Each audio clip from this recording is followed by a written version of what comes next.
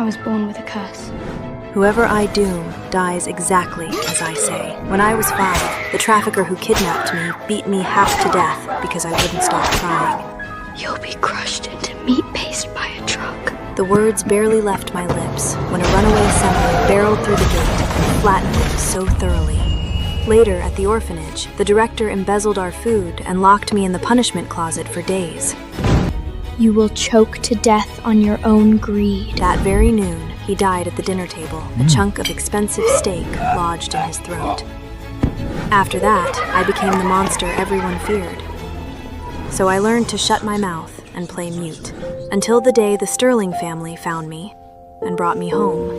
You're doing very well the past studies in your 6 months. You're going to start learning how to do business. In the future, you'll become an outstanding diz. Your younger sister would learn from you. By the way, our family is engaged in a marriage with the Blackstone family, and your fiancé's name is Julian. But I'd only been there one day when I pushed open the front door and saw Lydia, the adopted sister, sobbing in my fiancé's arms. Julian, does Everly hate me now? She whimpered. She's been spreading rumors at the office, claiming I slept with Mr. Harrington to secure the Westside Development deal, and that I caught syphilis from him. My mother stormed over and slapped me hard across the face. Your sister is innocent! How dare you spread such vile lies about her! I knew it. You grew up poor and bitter, and now you're rotting from jealousy. Get to your room and don't come out until I say so. I covered my face, saw the smug look in Lydia's eyes, and sneered. You think I'm spreading rumors? Fine. Then you'd better be ready with the consequences when I open my mouth. Mom, Dad, look!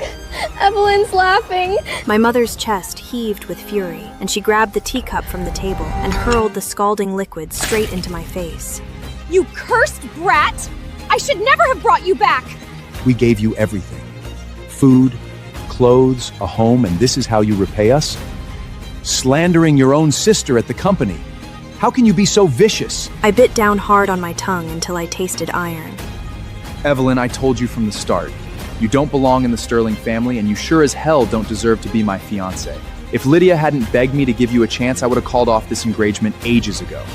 Now get on your knees and apologize to her, or I'm ending this farce right now. I lowered my head, staring at the puddle of tea soaking into the marble floor, and said nothing. My curse has always been absolute. Once I speak, fate obeys without fail. In the 6 months since they brought me home, the Sterlings gave me something I'd never had before: warmth. When I had a fever, my mother stayed up all night changing cold compresses on my forehead. My father, who never cooked, clumsily made me pork chops and gave me the first piece. Even my brother, who swore he'd never accept me, started sneaking pastries into my bag. My mother would stroke my face with tears in her eyes and whisper that she was sorry for the years I'd suffered alone. My father even drove me to the office himself, saying I needed to start building connections because one day the entire Sterling Empire would be mine. To protect this fragile sliver of warmth I'd finally found, I sealed. I don't ever slow up, no I don't take shit. I got no love for the fakeness. If you wanna play tough and wanna hate this, I'll always show up.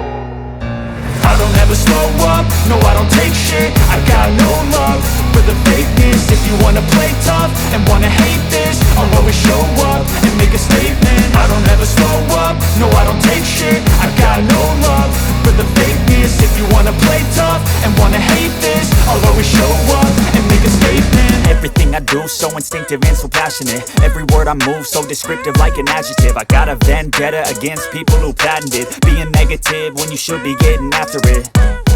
I got facts over tracks, this and that. Spitting slow, spitting fast, I could roast, I could gas. Think I'm okay at last, but I don't know if that can erase all the past. And the pettiness, a reflection of the emptiness. Hilarious, you think you're worth my time, you're delirious. Mysterious, because you hide behind a fake exterior. Inferior, you know I'll always be a bit superior. Get off of me, this ain't no humble brag. I want you to hear words, you can say them back. I want you to feel free from the chains at last, and to believe in what you got, it was built to last, yeah. Shouldn't have brought you back, you filthy charity case. It was Lydia who begged to be kind to you. She even gave up her own bedroom to you. And for the past 6 months, she's handed you every good thing she's ever had. And this is how you repay her? You ungrateful snake. Butler, Lock this trash in her room right now. No one gives her a single drop of water without my permission, understood? 2 security guards rushed forward, dragged me upstairs. I was locked in that room for 7 days straight. Every night, the maid would slide a single bowl under the door. Inside was nothing but cold leftovers and scraps. Outside, I could hear laughter echoing through the halls. The 4th, a perfect little family. Lydia made sure to parade Julian past my door every single day. Julian, this watch is too expensive. Why don't you give it to Evelyn instead? I know you love me, but Evelyn is their real daughter, and she's the one you're technically engaged to. Maybe we should just end this. As long as I can see you happy from afar, I'd die 1,000 deaths and it would still be worth it. Stop talking nonsense.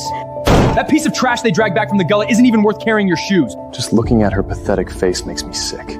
Why the hell would I give her something this expensive? Don't worry, Lydia. Even if I marry her, I'll never lay a finger on her. You're the only one I'll ever love. I leaned against the door. Wearing something that expensive to bed? Better be careful. You might wake up with a stiff neck. The next morning, Lydia's shrieks tore through the hallway. It hurts! My neck! I can't move it!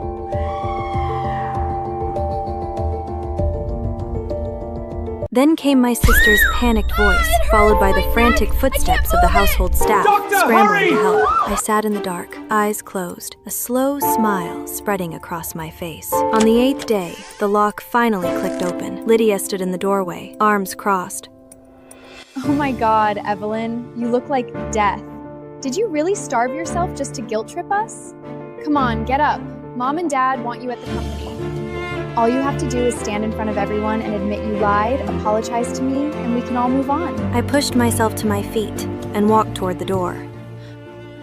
The moment I reached the top of the stairs, Lydia leaned in close and whispered in my ear. You poor little bastard. Did you really think you could steal my parents and my man? I froze mid-step and turned to look at her. Lydia let out a blood-curdling scream. Evelyn, no! I swear I won't take the inheritance from you! Then she threw herself backward and tumbled down the stairs. Julian bolted toward the staircase. Lydia! And my parents and sister came running from every direction. Lydia lay crumpled at the bottom. Julian, don't blame Evelyn.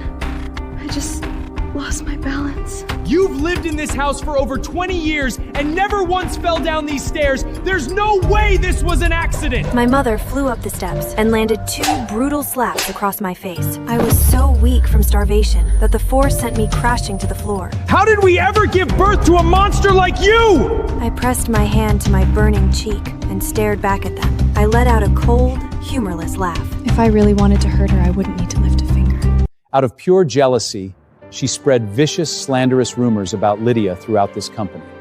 She has not only damaged our family's reputation, she has committed an unforgivable moral crime. The employees, not knowing the full story, began whispering amongst themselves.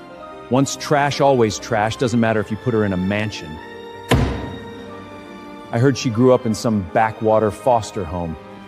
People from places like that are all liars and thieves. If she's willing to slander her own sister, there's nothing she wouldn't do. Lydia, supported by Julian, walked up to me and held out a piece of paper. A printed confession titled Statement of Guilt and Apology. Evelyn, I know why you did this. All you have to do is sign this, admit you lied, and apologize to me in front of everyone. Then I'll forgive you. I stared at her smug face, my chest heaving with barely restrained rage. I never said those things.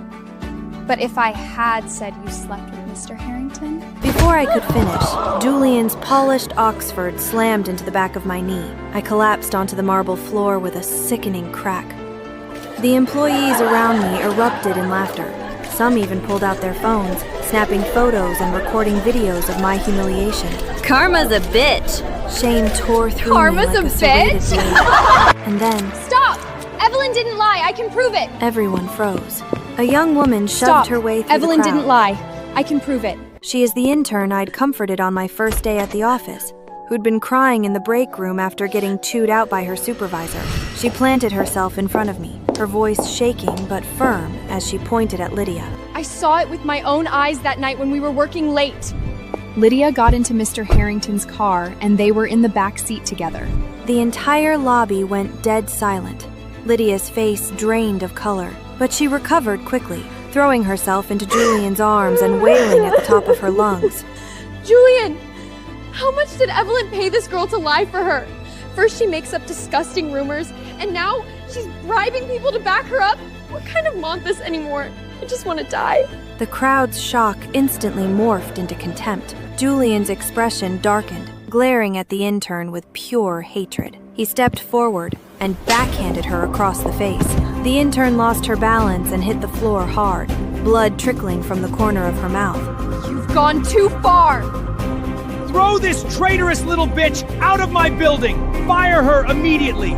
Blacklist her from every company in the industry. I want her name ruined! 4 security guards swarmed the intern, raining fists and kicks down on her fragile body.